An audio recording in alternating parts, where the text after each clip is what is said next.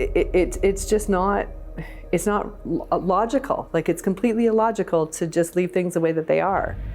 If you don't care at all about people on the street, if you care nothing about them, if you're one of the people who just thinks that we should ship them away, jail them, whatever, it's over $95,000 to keep someone in jail for a year.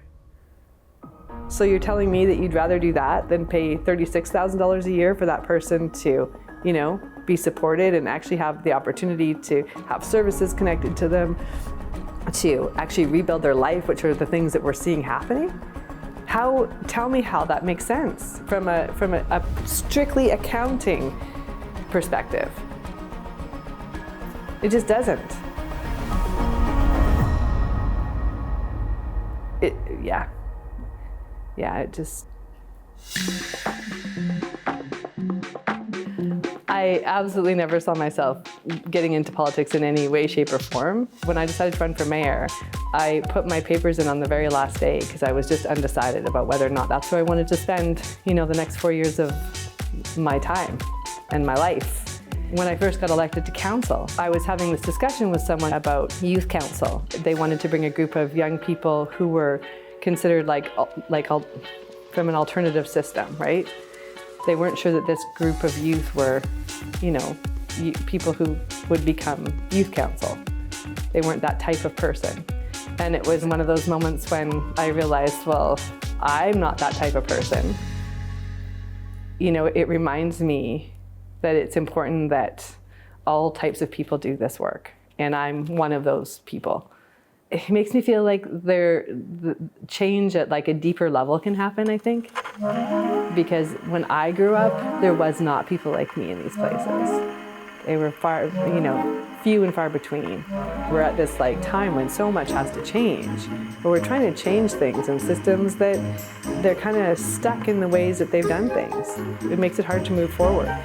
And so after experiencing that, I just was really wanting to see if there was a way to do things differently.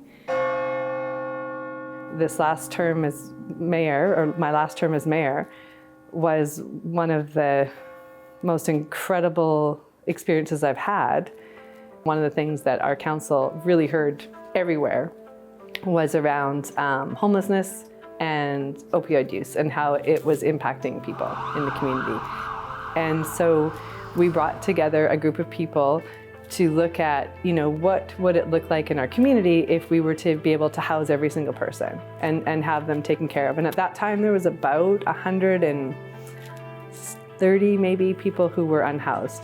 And ultimately, where it led to was something we call the village site. Right now, 7 months in, 76% of the people on that site are in some kind of pre-employment or employment process. And that's incredible. And there's, you know, one woman, she's not on that site, she's in the Paddle Road site, but she said that she's working now and she has been clean for 8 months for the first time in 10 years. And she'd lived on the streets for 10 years, here, right here. But there's still people who are still on the streets because we didn't capture everyone. There wasn't enough funding and support to do that. You know, we're all a part of the same village, and that taking care of the people who have the least makes us all stronger. In every act of kindness that people do silently, it changes someone's life. And I'm going to be proud of this, proud of what we managed to achieve together, because it really demonstrates when you pull people together, you can actually solve the biggest problems. And this term, I hope to continue that and to actually strengthen it and to really not go back to how things were before. People from different organizations were able to just sit down and go, let's do this. Let's try this and let's stand united, you know, in the fact that this is important and that we're willing to be courageous enough to try it. It seems to have ignited something different in all of us.